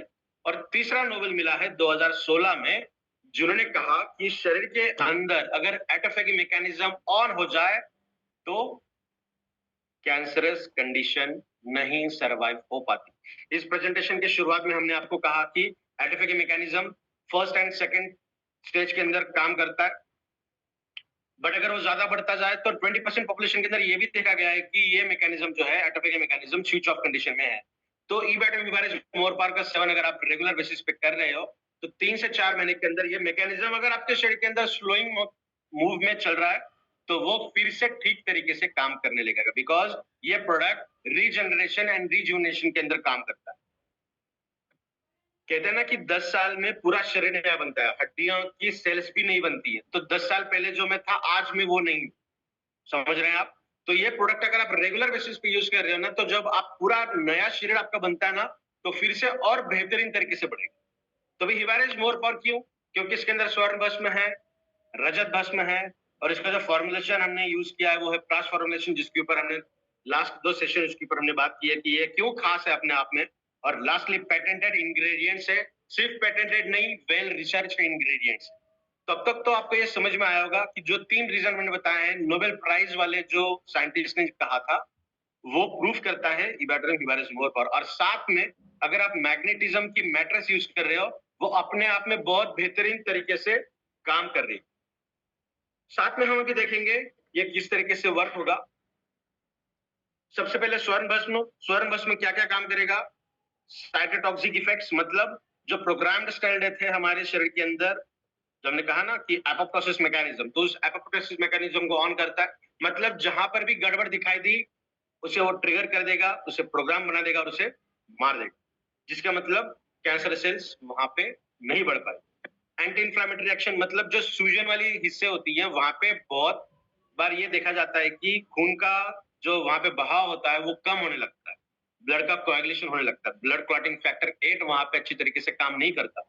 मेस्लाइक नेटवर्क जमा होता है, आरबीसी वहां पे जाके फंस जाती है, अटक जाती है और जो लिक्विड वाला कंडीशन है वो निकल जाता है। मतलब वहां पे सिर्फ और सिर्फ सॉलिड पार्टिकल्स दिखाई देते हैं। मतलब वहां पे सूजन अगर लंबे समय से है तो वहां पे स्वर्ण भस्म जाकर काम करता है, जो बहुत बेहतरीन तरीके से आपको एंटी कैंसर मैकेनिज्म के अंदर शो करेगा। Next one, enhances chemotherapy effect. मैं ये बहुत बार लोगों से कहता हूँ जिनका भी फोन आता है ना कैंसर के अगेंस्ट, और ऑन स्टेज में मैंने बहुत बार ये कहा है कि अगर कैंसर कंडीशन के अंदर कीमोथेरेपी अगर चल रही है ना, तो कीमोथेरेपी का मतलब पूरा शरीर अंदर से जलने लगता है। मान के चलिए जैसा बाहर से आग लगा दी जाए तो कैसा होता है, उतना ही दर्द अंदर से होने लगता है जब कीमोथेरेपी चलती है। बाल झड़ते हैं, 100% बाल निकल जाते हैं, बिकॉज जो न्यूट्रिशनल रिक्वायरमेंट शरीर की होती है, एक तो खाने से नहीं मिल पा रही है, बिकॉज कैंसर के अंदर खाना ठीक से नहीं जाता, और जो भी न्यूट्रिशन बॉडी के अंदर बचा हुआ है वो एग्जॉस्ट हो रहा है ड्यू टू कीमोथेरेपी। तो स्वर्ण भस्म जो है वो आपके शरीर के अंदर कीमोथेरेपी के जो साइड इफेक्ट्स हैं उससे आपको बचाएगा, और जो नॉर्मल सेल्स है ना, जो नॉन कैंसरस है, उनके ऊपर उसका इफेक्ट नहीं होने देगा। तो ये पावरफुल इंग्रेडिएंट है स्वर्ण भस्म। डिटॉक्सिफिकेशन एंड रिजुवेनेशन, डिटॉक्सिफिकेशन के लिए भी बहुत बेहतरीन तरीके से ये इंग्रेडिएंट यूज करता है, और आपके पूरे सेलुलर ऑर्गेनल जो है, सेलुलर हेल्थ जो है ना, पूरे एक पेशी की जो हेल्थ होती है उसके अंदर अच्छे सुधार हमें देखने मिलते। नेक्स्ट वन, रजत भस्म, चांदी का भस्म, जो इम्यून सिस्टम को बहुत शानदार तरीके से बढ़ाता है, और जो एबनॉर्मल सेल्स है ना, उनके अगेंस्ट फाइट करने का काम करता है। Next one, neuro protective benefits, ये हमारे न्यूरोलॉजिकल बैरियर के अंदर भी बहुत शानदार तरीके से काम करता है। इनडायरेक्टली अगर हम ये कहें कि हमारे ब्रेन पूरे बॉडी को कंट्रोल करता है, तो कुछ ऐसे हार्मोनल रेगुलेशंस की जाती हैं ब्रेन के अंदर, अगर हमारा ब्रेन ठीक तरीके से काम कर रहा है। और फर्स्ट सेकंड स्टेज के अंदर अगर कैंसर हुआ है, तो जो मैकेनिज्म हमारा शरीर करता है ना, उसके अंदर बहुत अच्छे तरीके से रिजल्ट हमें दिखाई देते हैं चांदी भस्म के। और अगेन कीमोथेरेपिक इफेक्ट जो है, उसके साइड इफेक्ट को ये कम करता है, और पूरे शरीर के अंदर इसके अच्छे रिजल्ट हमें दिखाई देते हैं। चांदी का भस्म जो है वो अपने आप में एंटी टॉक्सिक, उसी के साथ साथ एंटी इंफ्लामेटरी एंड न्यूरोप्रोटेक्टिव के तौर पे काम करता है। इनडायरेक्टली ये सेल्स को और इम्यून सिस्टम को बढ़ाने का काम करता है। नेक्स्ट वन, शाहगंधा, ये सब रजिस्टर्ड ट्रेडमार्क है, पेटेंटेड इंग्रेडिएंट है अश्वगंधा के। तो ये एडेप्टोजन है, कैंसर रोधी, इसके बहुत अच्छे रिजल्ट हमें दिखाई देते हैं। विनिथोलाइट्स, ये इसके अंदर एक ऐसा इंग्रेडिएंट है ना जो कैंसर के सेल्स को रोकने से, बढ़ने से रोकता है। मतलब एक पर्टिकुलर एक ऐसा इंग्रेडिएंट, एक ऐसा एक्टिव बायोमोलिक्यूल्स जो एंटी कैंसर के हिसाब से काम करते हैं। इसका एक्शन ऑफ मैकेनिज्म क्या हुआ, जहां पे भी अनकंट्रोल्ड ग्रोथ दिखाई देती है, वहां पर ये जाकर उस ग्रोथ को कंट्रोल करने का काम करता है, रोकने का काम करता है। अभी देखिए आप, स्वर्ण भस्म है, चांदी भस्म है, और जो तीन हमने जो रीजन देखे थे ना कि नोबेल प्राइज जहां मिली थी, वो हमारे नेचुरल मैकेनिज्म्स को बूस्ट करने का काम। उसी के साथ साथ एक ऐसा इंग्रेडिएंट है, एक्टिव बायोमोलिक्यूल है, जो डायरेक्टली अफेक्ट कर रहा है as an anti cancerous molecule, और प्रोग्राम सेल डेथ को, मतलब एपोप्टोसिस को भी ये बढ़ाने का काम कर रहा है। आपके बॉडी के अंदर एनर्जी को बढ़ाएगा, एंजाइटी, स्ट्रेस, डिप्रेशन, इसको कम करने का भी ये काम करता है। और सबसे इंपॉर्टेंट, आपको जो मैंने कहा ना कि एक तो नींद अच्छे से नहीं आती है कैंसर पेशेंट में, और दूसरा खाना अच्छे से नहीं जाता, तो ये नींद अच्छी आती है बिकॉज शाहगंधा, that is one of the patent ingredient, जो आप देख सकते हो यहाँ पे। और टिनोफिलिन भी है जो नींद के लिए, ब्रेन के लिए काम करता है, एंटी डिप्रेशन के अगेंस्ट काम करता है, उसके ऊपर भी हम बात करेंगे। तो ऐसा पेटेंटेड इंग्रेडिएंट जो आपको नींद अच्छी लाएगा, साउंड स्लीप लाएगा, और जितनी अच्छी नींद होगी उतना अच्छा हीलिंग आपके शरीर का। Next one, curcumin C3 complex. Curcumin तो अपने आप में एक अद्भुत इंग्रेडिएंट है जो एज एन एंटी कैंसर के हिसाब से काम करता है। जहां पे आप देख सकते हो ये सेलुलर सिग्नल्स हैं, जहां पे सेल ग्रोथ को इनहिबिट, मतलब स्टॉप करने का काम करता है। कुछ ऐसे मार्कर पॉइंट जहां पे आप देख सकते हो NF, मतलब निक्रोसिस फैक्टर, काफा बीटा है, STAT3 एंड mTOR, एक ऐसे मार्कर मॉलिक्यूल्स हैं जहां पर ये डायरेक्टली जाके काम करता है, कुरकुमिन C3, जिनकी रेगुलेशन को अच्छे से करता है, जो आगे चलकर सेल ग्रोथ को, जो नॉर्मल सेल ग्रोथ है, वहां पे जाके उसे रोकने का काम करता है। Next one, induces apoptosis. Apoptosis को चालू करने के लिए, जैसा किसी भी प्रोसेस को शुरू करने के लिए कोई क्या कहेंगे, इनहांसर्स लगते हैं ना, कोई स्टार्टिंग मॉलिक्यूल्स लगते हैं। जैसे गाड़ी चालू रखने के लिए, चालू करने के लिए हमें स्टार्टर की जरूरत पड़ती है, फिर किक की जरूरत पड़ती है। उस तरीके से कुछ प्रो एपोप्टिक मॉलिक्यूल्स हैं, प्रोटीन्स हैं, जो एपोप्टिक मैकेनिज्म को स्विच ऑन करते हैं। For example BAX BAX and BCL2। यहाँ पे BA के बैक भी एक होता है, इसे लिखना रह गया, बैक बैक्स। ये दो ऐसे मॉलिक्यूल्स हैं जो हमारे एंटी कैंसर या फिर कैंसरस मैकेनिज्म के अंदर काम करती हैं। मैं ग्रुप के अंदर वो एक फोटो भेजूंगा, एक स्क्रीनशॉट भेजता हूं मैं, आप देख लेना, उसके अंदर डिटेल मैकेनिज्म हमने लिखा है। कोरियन रेड जिनसेंग, उस इंग्रेडिएंट के बारे में जब हम बात कर रहे थे, उसके ऊपर भी हम बात करेंगे आगे चलकर। तो उसके अंदर एक सैपोनिन नाम का कंटेंट है। कोरियन रेड जिनसेंग के अंदर एक एक्टिव बायोमोलिक्यूल है जिसका नाम है सैपोनिन। वो एक ऐसा इंग्रेडिएंट है, एक्टिव बायोमोलिक्यूल है, जो अपने आप में एंटी कैंसर के हिसाब से काम करता है। P53 जीन, ये जिन के ऊपर मैंने काम किया है, इसके ऊपर मैंने बहुत अच्छा वर्क किया है। जब मैं एमएससी के अंदर था तो कैंसर एक मेरा इतना अच्छा पसंदीदा सब्जेक्ट है जहां पे मैं बहुत ज्यादा इसकी पढ़ाई करता रहता था। तो P53 जीन एक ऐसा जीन है जो हमारे शरीर के अंदर डिटेक्ट करता है कि कैंसर होना चाहिए या नहीं होना चाहिए। जैसे मैंने आपको कहा ना कि दो एलील होते हैं एक जीन के, जो एक कैरेक्टर शो करता है और एक कैरेक्टर को ढक करके रखता है, मतलब एक डोमिनेंट एक रिसेसिव। तो इस P53 जीन को अगर ये एक्टिवेट हो चुका है, मतलब ट्रिगर हुआ है, तो डेफिनेटली आपको कैंसर होने के चांसेस है। आप देख सकते हैं यहाँ पे भी हमने वो लिखा है। तो कुर्कुमिन C3 कॉम्प्लेक्स आपके डीएनए के अंदर भी जाके काम करता है, तो इसकी इतनी पोटेंशियल कंडीशन इसकी दिखाई देती है। मतलब डीएनए डैमेज भी अगर हुआ है ना, तो उस डीएनए डैमेज को भी ये क्योर करने का काम कर सकता है। प्रिवेंट मेटास्टेटिस, मेटास्टेटिस का मतलब क्या हुआ कि जो कैंसर एक जगह से दूसरे जगह पे स्प्रेड हो रहा है, भाग रहा है, उस प्रोसेस को प्रिवेंट करने का, स्टॉप करने का काम करता है, जो नेचुरल हमारा शरीर भी करता है। तो ये तो एक्टिवली काम करेगा उस वाले साइड पर जाकर, और हमारी जो नेचुरल बूस्टिंग मैकेनिज्म है वहां पर भी जाके इसका बहुत अच्छे से काम किया जा सकता है। Enhance effectiveness of chemotherapy and radiation, ये जो दो मैकेनिज्म है ना, रेडिएशन एंड कीमोथेरेपी, जो कैंसर डायग्नोस्टिक की बात की जाती है एज अ रिकवरी मेथड, तो वो उसकी इफिशियंसी को और ज्यादा बढ़ाने के लिए कुर्कुमिन C3 कॉम्प्लेक्स काम करता है। वो तो इफिशियंसी इसकी बढ़ाएगा, मतलब मान के चलिए कि आपको अगर 15 कीमोथेरेपी बताई गई है, तो 15 कीमोथेरेपी के बाद जो रिजल्ट दिखाई देते हैं वो शायद 12 या 13 कीमोथेरेपी के बाद आपको दिखाई दे, बिकॉज उसकी इफेक्टिवनेस जो हमारे शरीर के अंदर होनी चाहिए, उस इफेक्टिवनेस को बढ़ाने का काम कुर्कुमिन C3 कॉम्प्लेक्स करता है। कुर्कुमिन C3 कॉम्प्लेक्स भी एक पेटेंटेड इंग्रेडिएंट है। नेक्स्ट वन सैबरी, इसकी भी एंटी कैंसर प्रॉपर्टी हमें दिखाई देती है। इसके अंदर पॉलीफिनॉल एंड टैनिन होते हैं जो कैंसर कोशिकाओं को, उसकी जो ग्रोथ होती है उस ग्रोथ को रोकने का काम करता है। साथ में एपोप्टोसिस मैकेनिज्म को ये बढ़ाने का काम करता है। जो एंटीऑक्सीडेंट मैकेनिज्म हमारे शरीर के अंदर होता है ना, ऑक्सीडेटिव स्ट्रेस को कम करने का, वो भी बहुत शानदार तरीके से करता है ड्यू टू ग्लूटाथियोन। ग्लूटाथियोन के स्तर को ये बढ़ाता है, जो डिटॉक्सिफाइंग का एंजाइम है हमारे शरीर के अंदर, one of the best and important enzyme जो डिटॉक्सिफिकेशन करता है हमारे शरीर के अंदर। तो आप सोच सकते हैं कि हम बात कर रहे हैं कैंसर के अगेंस्ट, बट ये जो प्रोडक्ट है ये कितने वैरायटी ऑफ तरीके से आपके एंटायर शरीर को गवर्न करने का काम कर रहा है, मेंटेन करने का काम कर रहा है। तो डिटॉक्सिफिकेशन भी बहुत अच्छे से होगा। एंटी इंफ्लेमेटरी इफेक्ट, जहां पे ये इंटरल्यूकिन 6, ये भी कुछ ऐसे मॉलिक्यूल्स हैं, मार्कर मॉलिक्यूल्स हैं जो हमारे शरीर के अंदर कैंसर के अंदर बेहतरीन तरीके से काम करते हैं। तो ये भी मैं आपको इसके भी एक स्क्रीनशॉट भेज दूंगा, इसके बहुत सारे सिग्नलिंग कैस्केड हैं, आपको देखने के लिए मैं भेज दूंगा, आप चेक कर लेने।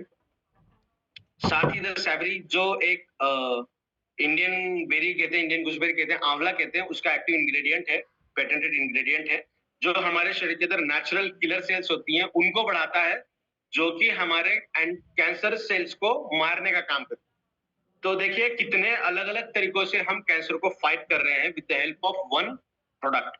नेक्स्ट इंग्रेडिएंट है फिनोमिनॉन, जो हम इसका डायरेक्टली कोरिलेशन नहीं है हमारे एंटी कैंसर या फिर कैंसर के अगेंस्ट, बट ये आपके गट रीजन को मेंटेन करने का काम करता है। जैसा अभी हमने क्या कहा कि एक तो नींद अच्छे से नहीं आती और दूसरा खाना ठीक से नहीं जाता। अगर आपका गट रीजन अच्छा काम करने लगे, आपका मेटाबॉलिज्म अच्छा काम करने लगे, तो डेफिनेटली आपको बहुत बेहतरीन तरीके के रिजल्ट मिलते हैं। तो ये एक इंग्रेडिएंट है जो इनडायरेक्टली अफेक्ट करेगा आपके कैंसर के अगेंस्ट। नेक्स्ट वन टिनोफोलिन, जो मैंने कहा ना कि एक इसका जो पेटेंटेड वाला जो फोटो इन्होंने दिया था ना, तो वो ब्रेन रिलेटेड ही है। इसको हम गिलोय कहते हैं, जो बहुत बेहतरीन तरीके से antioxidant, anti inflammatory, anti motility के हिसाब से काम करता है। सेल प्रोलिफरेशन, मतलब जो सेल 1 से 2 के अंदर कन्वर्ट होनी चाहिए वो 10-12 के अंदर अगर कन्वर्ट हो रही है, तो वैसे कंडीशन के अंदर ये रोकने का काम करता है, मतलब एपोप्टोसिस के अंदर। और सेल साइकिल अरेस्ट, ये एक मैकेनिज्म है हमारे शरीर के अंदर। सेल की जो ग्रोथ होती है ना, तो सेल साइकिल होती है, G0 फेज होता है जो बाहर आउट ऑफ द बॉक्स काम करता है, G1, S, M and G2, ये एक फेज यस फेज होती है, सॉरी। तो ये जो फेजेस है ना, इन 4 फेज के अंदर अगर कोई सेल घूमती है तो वो 2 के अंदर कन्वर्ट होती है। तो जो G0 फेज है ना, उसे हम कहते हैं सेल साइकिल अरेस्ट। अगर कोई सेल उसके अंदर जाकर फंस जाती है तो वो जिंदगी में कभी भी एक्टिवेट नहीं हो पाती, डबल नहीं होती, तो इसे कहते हैं सेल अरेस्ट। तो वो मैकेनिज्म को भी ऑन करने का काम ये इंग्रेडिएंट करता है। नेक्स्ट वन, आपके शरीर के अंदर जो बाहर के मॉलिक्यूल्स आकर अफेक्ट करते हैं, उस वाले मैकेनिज्म के अंदर भी ये बहुत बेहतरीन तरीके से काम करता है as an anti tumour mechanism. Reduction of chemotherapy induced side effect. Chemotherapy के जो साइड इफेक्ट होते हैं, मतलब मेरे शरीर के अंदर सपोज 10,000 सेल हैं जो कैंसर से ग्रसित हैं, बट कीमोथेरेपी के बाद 50,000 सेल मेरी खराब होने लगी। जो 10,000 है वो तो उसके अंदर तो काम ही कर रहा है, बट जो रिमेनिंग 40,000 सेल्स है वो भी वीक होने लगी। तो अब देखिए, कीमोथेरेपी अगर किसी पर्सन की चल रही है तो वो दिन ब दिन दुबले होते जाएंगे, वीक होते जाएंगे। तो उस वाली चीज से बचाने का काम भी टिनोफोलिन के द्वारा बहुत अच्छी तरीके से किया जाता है। Next one, बायोपेरिन।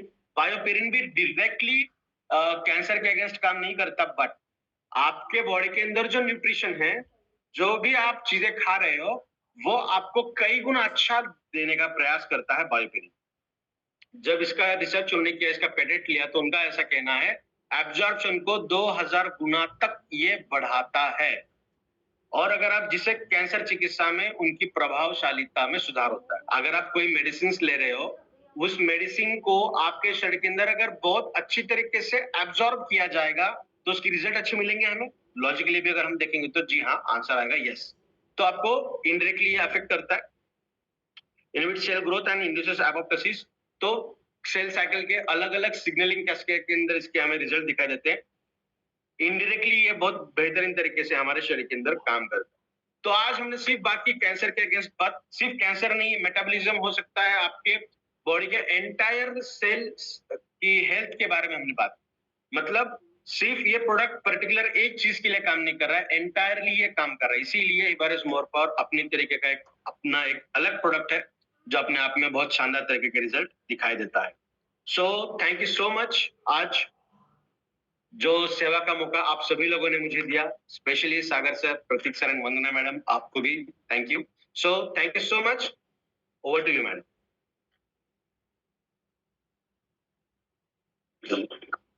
Thank you so much sir. आपने जो आज अलग तरीके से हमारा जो मोर पावर की जो हमारी इम्प्रेशन थी, तो आज अलग वे से जो आपने यहाँ पे पूरी इंफॉर्मेशन दी विनय सर ने, और जैसे कि ये प्रोडक्ट्स के बारे में नॉलेज हमने लिया, तो ऐसे ही हमारे मोर पावर के और एक हमारे साथ बोल सकते कि है सर, अगर अवेलेबल है विनय सर, प्रमोद सर अवेलेबल है? एक्चुअली पापा थोड़े से बाहर हैं, तो he is not available right now.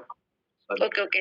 तो बहुत ही डेप्थ में आज प्रोडक्ट्स के बारे में इंफॉर्मेशन मिली, और जैसे कि आज हम लोग देखते हैं कि जो अलग अलग बीमारियां है ना, उसमें से कैंसर जो है ना, वो एक बहुत ही बोल सकते हैं कि पहले तो कैंसर रेयरली होता था, लेकिन आज जो पूरा डेप्थ में आपने जो नॉलेज बताया कि किस तरह से उसकी मतलब ऐसी बीमारियों से भी हम लोग अपने आप को प्रोटेक्ट कर सकते हैं, तो बहुत ही अच्छा इंफॉर्मेशन दिया। और सर, क्वेश्चन आंसर की बात करें तो यहाँ पे थोड़े जो यहाँ पे जो गेस्ट है, यहाँ पे जो लोगों ने मैसेज किए, उसमें से मैं आपको एक पूछना चाहती हूँ कि ये प्रोडक्ट्स को अगर नए लोग भी आज यहाँ पर अवेलेबल है, तो सर एक क्वेश्चन पूछना चाहती हूँ सर आपसे, ये लोगों पार्टिसिपेट की तरफ से, कि ये प्रोडक्ट्स कितनी एज तक के बंदे ले सकते हैं?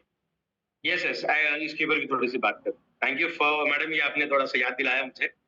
अक्सर ना थोड़ा भावना में भेज जाता हूँ मैं। तो देखिए, ये जो प्रोडक्ट है, ये हम लगभग बच्चे जब भी बाहर का खाना शुरू करते हैं ना, burger, pizza, chocolates, biscuit, chips वगैरह, तो उस एज के द्वारा हम दे सकते हैं, और इसकी कोई एज लिमिट नहीं है। डेफिनेटली एज अगर हम देखेंगे तो 10-12 साल के हद तक एक मटर के दाने कितना सफिशिएंट होता है दिन में एक बार बच्चों को। और जैसे एडल्टहुड की अगर हम बात करें तो 2.5 ग्राम सुबह, 2.5 ग्राम शाम में हमें ये यूज करना है। और 4 लोग इसे नहीं ले सकते हैं, वो भी मैं बता दूं।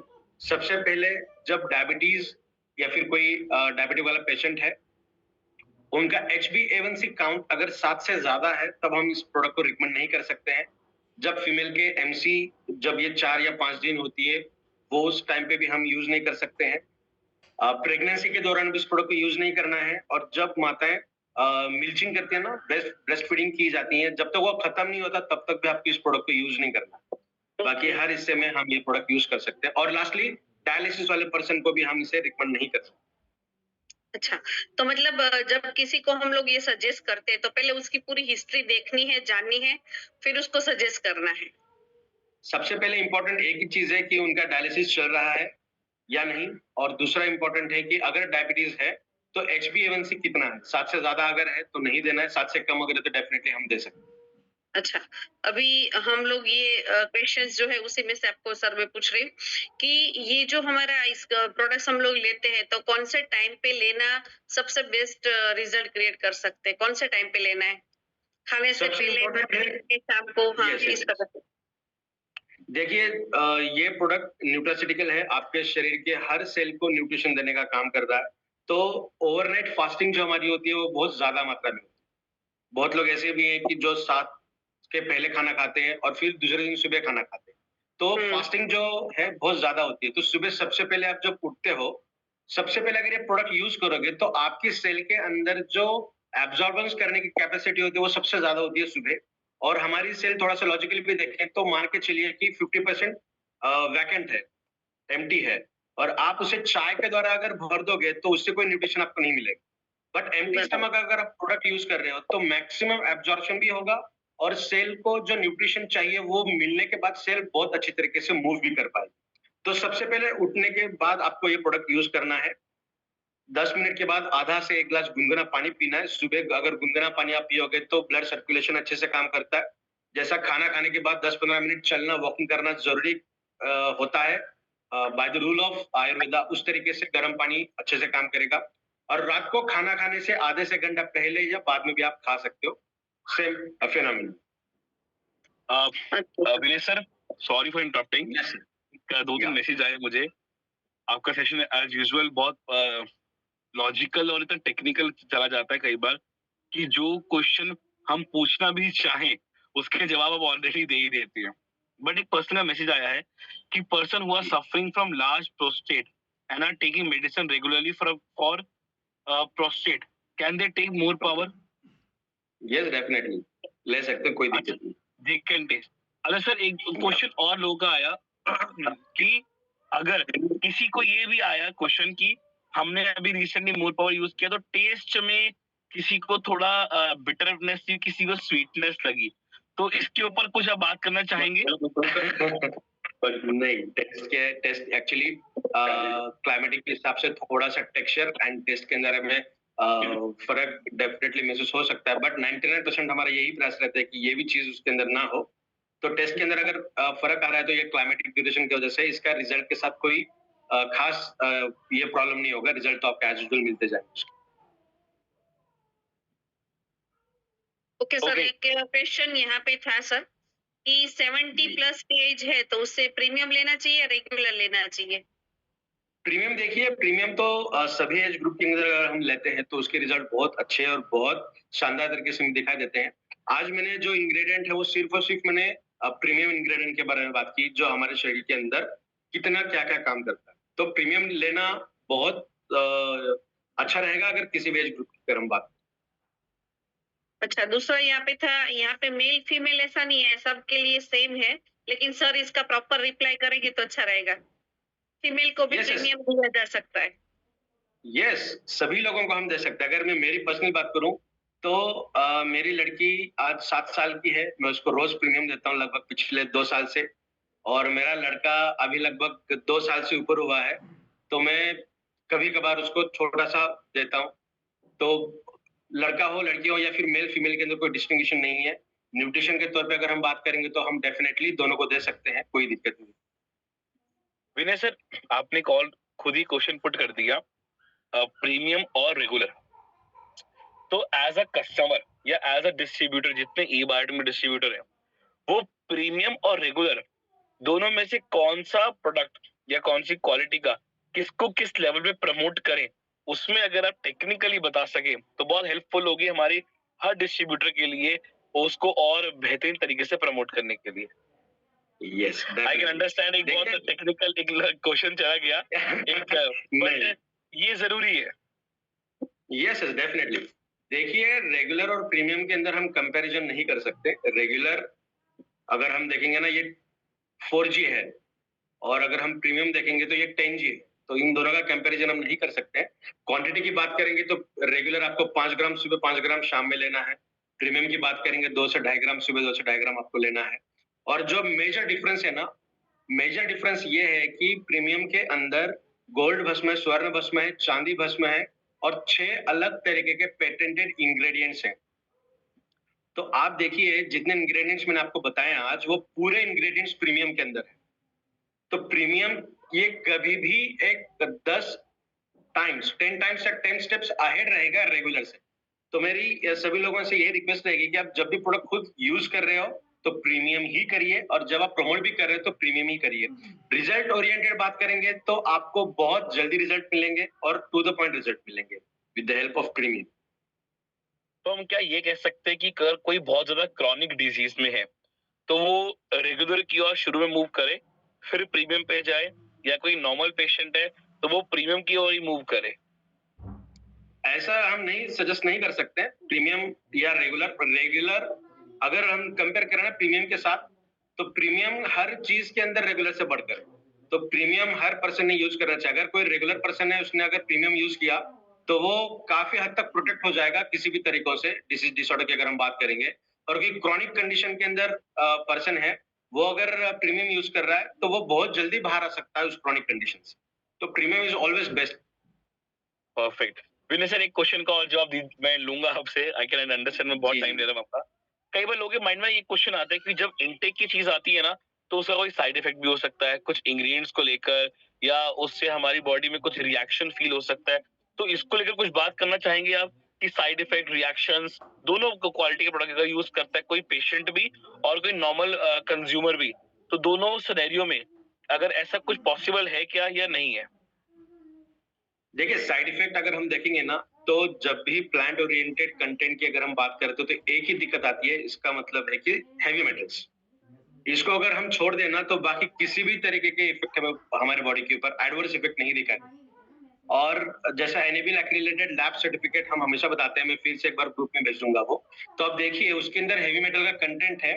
तो हमने जो लैब रिपोर्ट हमें मिली है एनएबीएल लैब से, तो उनका ये कहना है कि थ्रेशोल्ड लेवल अगर 5 है, मतलब 5 के ऊपर अगर जाएगा तो टॉक्सिसिटी शो करेगा। तो हमारे प्रोडक्ट के अंदर वो एक ही है जो 5 इक्वल है। जैसा हम कहते हैं ना कि पीएच वैल्यू 7 इज न्यूट्रल होता है, 7 के ऊपर अल्कलाइन है, 7 से नीचे एसिडिक है। यस। तो वो हमारा जो है वो बहुत कम है, मतलब टॉक्सिसिटी लेवल के ना के नहीं है उसके अंदर। तो इसका किसी भी तरीके का साइड इफेक्ट नहीं है। अगर हम नॉर्मल पर्सन की बात करें तब भी दिक्कत नहीं आएगी, अगर हम क्रॉनिक कंडीशन की बात करें तब भी नहीं आएगी। अगर कोई पेशेंट है तो आपके मेडिसिन जो है वो आपको यूज करने हैं, आपको मेडिसिन बंद करने की जरूरत नहीं है। हम ये सलाह भी नहीं देते आपको कि मेडिसिन बंद कर ये प्रोडक्ट यूज करिए। This is not a medicine. ये आपके इंटरनल बॉडी को स्ट्रेंथ देने का काम कर रहा है। तो along with your medicine you can take this product.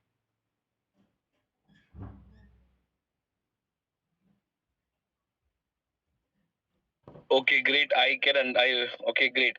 सो मैं ये समझ सकता हूँ कि मैक्सिमम क्वेश्चंस जो आज लोगों के हुए वो कवर हुए, और विनय सर को तो हम ऐसे ही बार बार परेशान करके बुलाते रहेंगे। और मैं पार्टिसिपेंट्स को बोलूंगा, मेरी पूरी प्लानिंग है कि विनय सर को अभी तो हम एक बार बुला रहे हैं, मैं उनको 2-2 बार वीकली इनवाइट करना शुरू करूं, जिससे आके उनकी मैक्सिमम नॉलेज हमें मिले। और हमारे सभी ई बायोटेक में डिस्ट्रीब्यूटर एक विनय सर बन जाए कि वो भी उस लेवल का ट्रेनिंग सबको दे पाए मोर पावर को लेकर, और जितनी मैक्सिमम हम इसकी प्रमोशन कर सके उतना कम है, क्योंकि आज एक ऐसा प्रोडक्ट जो आयुर्वेदिक सेक्टर में आता है, बट इतना इजीली बॉडी में डाइजेस्ट भी होता है, डाइल्यूट भी होता है, और इतना बेहतरीन रिजल्ट भी देता है।